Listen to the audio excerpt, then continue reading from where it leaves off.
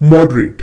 Moderate का मतलब होता है मध्यम, यानी न ज्यादा न कम। जैसे अगर कोई ड्रिंक करता है पर वो मीडियम ड्रिंक करता है, यानी ज्यादा भी नहीं करता कम भी नहीं करता, तो हम बोलेंगे he is a moderate drinker. He is a moderate drinker. तो इस तरीके से मॉडरेट यूज होता है। एक और एग्जांपल देखते हैं। Cook the rice on a moderate flame. Cook the rice on a moderate flame, यानी चावल को मध्यम आंच पर पकाओ। जो आंच है, जो फ्लेम है, वो मॉडरेट होना चाहिए, न ज्यादा न कम। नेक्स्ट वर्ड है आइडेंटिकल। आइडेंटिकल का मतलब होता है बिल्कुल सेम, एक जैसा या समरूप, एकदम सेम। जैसे कोई ट्विंस होते हैं जो जुड़वा होते हैं, कई बार वो एक जैसे दिखता है, बिल्कुल एक जैसे, और कई बार वो अलग अलग दिखते हैं। जब एक जैसे दिखते हैं वो जुड़वा, तो हम बोलते हैं these are identical twins. Identical twins यानी एकदम एक जैसे दिखने वाले ट्विंस हैं। ओके, एक और example. I have got 3 identical blue shirts. I have got 3 identical blue shirts, यानी मेरे पास 3 एक जैसी आइडेंटिकल ब्लू शर्ट्स हैं, एक जैसी नीली कमीजें हैं। नेक्स्ट वर्ड है इररिलेवेंट। इररिलेवेंट का मतलब होता है बेमतलब का, बेतुका या अप्रासंगिक, यानी किसी टॉपिक से लेना देना नहीं हो तो भी अगर आप कोई बात किए जाओ तो मैं आप बोलूंगी जो आप बोल रहे हो it's irrelevant to my topic, है ना। मेरी बात से आपका जो बात है वो मैच नहीं करती है, वो बेमतलब की है, इररिलेवेंट है। एक और example, it's all irrelevant to me. It's all irrelevant to me, यानी ये सब मेरे लिए बेमतलब का है। या फिर कोई आपको कोई इंफॉर्मेशन दे जो कि आपके केस से जुड़ी हुई ना हो, सपोज कोई केस चल रहा हो, तो आप बोलोगे this information is irrelevant to my case. ये जो इंफॉर्मेशन है वो मेरे केस से जुड़ी हुई नहीं है। तो यहां पर ऐसे इररिलेवेंट यूज होता है। और रिलेवेंट मतलब मिलता जुलता, है ना। This information is relevant to my case. ये जो इंफॉर्मेशन है वो मेरे केस से मिलती जुलती है, उसके मतलब उसके काम की है, बेमतलब की नहीं है। नेक्स्ट वर्ड है हमारी लिस्ट में गिमिकी। गिमिकी का मतलब होता है बनावटी। बनावटी, जो रियल ना हो, सिर्फ थोड़ा अटेंशन पाने के लिए कुछ क्रिएट किया गया कोई इवेंट या कोई भी चीज जो बनावटी हो, रियल ना हो, उसको गिमिकी बोला जाता है। Example, I don't like gimmicky things. I don't like gimmicky things, यानी मुझे बनावटी चीजें पसंद नहीं है। या फिर कोई अगर इवेंट हो, किसी ने ऑर्गेनाइज किया हो जो रियल ना हो, है ना, ऐसे नकली इवेंट हो, तो बोलेंगे इट्स एन गिमिकी इवेंट, है ना। गिमिकी इवेंट यानी ऐसे ही अटेंशन पाने के लिए वो इवेंट किया गया है, it's not real, gimmicky. Next word है हमारी लिस्ट में फॉरबिड। फॉरबिड का मतलब होता है रोकना या मना करना। Example, if you want to go I can't forbid you. If you want to go I can't forbid you, यानी अगर तुम जाना चाहते हो तो मैं तुम्हें मना नहीं कर सकता, आई कांट फॉरबिड यू।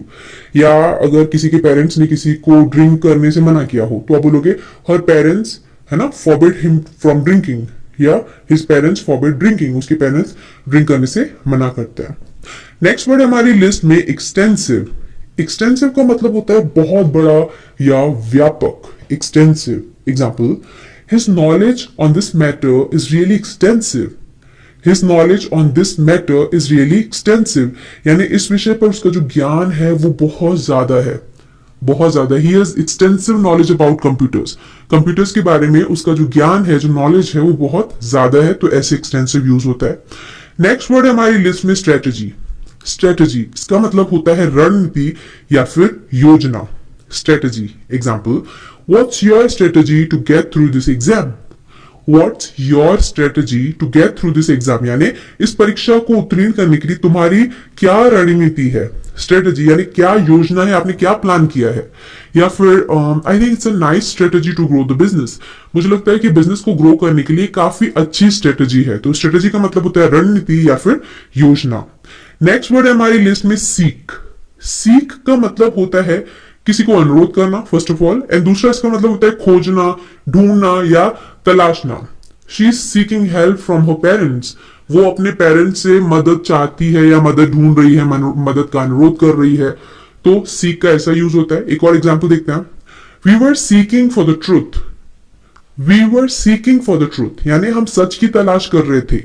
ओके या फिर I need to seek my doctor, यानी मुझे डॉक्टर से सलाह लेने की जरूरत है about anything, about this disease I need to seek advice from my doctor. तो इस तरीके से सीक यूज हो सकता है। नेक्स्ट वर्ड हमारी लिस्ट में बिट्रे। बिट्रे का मतलब होता है धोखा देना या विश्वासघात करना। Example, never betray your friends. Never betray your friends यानी अपने दोस्तों को कभी धोखा मत दो। है ना। आई नो शील never betray me, I know शील नेवर बिट्रे मी, मुझे पता है कि वो कभी मुझे धोखा नहीं देगी। तो बिट्रे मतलब धोखा देना। नेक्स्ट वर्ड है हमारी लिस्ट में पेनी। पेनी का मतलब होता है पैसे, रुपए या फिर सिक्के, है ना। Penny example, you won't get a penny, you will not get a penny, यानी आपको एक पैसा भी नहीं मिलेगा। या एक आपने कोटेशन सुना होगा, one Penney saved is one Penney earn, यानी एक पैसा अगर आपने बचाया तो समझ लो एक पैसा आपने कमाया। तो इस तरीके से पेनी यूज होता है। नेक्स्ट वर्ड है गैम्बल। गैम्बल का मतलब होता है जुआ खेलना या जोखिम का काम। जुआ खेलना गैम्बल, जुआरी जो होता है उसको गैम्बलर बोला जाता है। बट अगर किसी काम में कोई रिस्क हो तो उसको भी हम बोलते हैं इट्स अ गैम्बल, है ना। New business is a gamble. Example, starting up a new business is always a gamble. Starting up a new business is always a gamble, यानी एक नया व्यवसाय शुरू करना हमेशा एक जोखिम का काम होता है। It's always a gamble. या ही इज अ गैम्बलर, वो जुआरी है ना। नेक्स्ट वर्ड है हमारी लिस्ट में इम्पोस्टर। इम्पोस्टर का मतलब होता है बहुरूपिया या ढोंगी।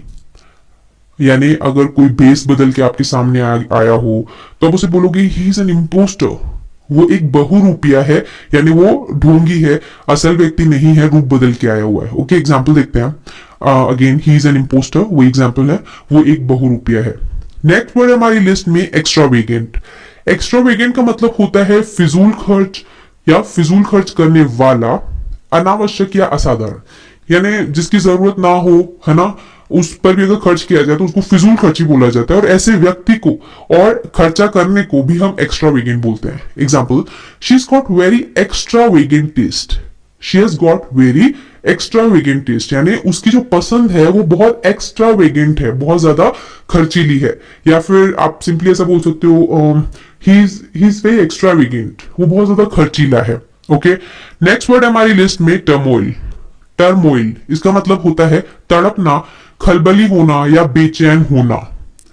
जैसे कोई तड़प रहा हो तो आप बोलते हो कि ही इज इन टर्मोइल, यानी वो तड़प रहा है, वो बेचैन है। एग्जाम्पल देखते हैं, his soul must be in turmoil, his soul must be in turmoil, यानी उसकी आत्मा तड़प रही होगी। She is in state of turmoil, वो बेचैनी या खलबली की स्थिति में है। तो इस तरीके से टर्मोइल यूज होता है। नेक्स्ट वर्ड है हमारी लिस्ट में बफे। बफे, यहां पर टी साइलेंट है, इसको कई लोग बफे और कई लोग बुफे भी बोलते हैं। बफे का मतलब होता है छोटी भोजनशाला या आहार कक्ष। जैसे अगर आप रेस्टोरेंट में जाते हो तो आपको टेबल पर वेटर आके चीजें सर्व करके जाता है, तो वो बफे नहीं है।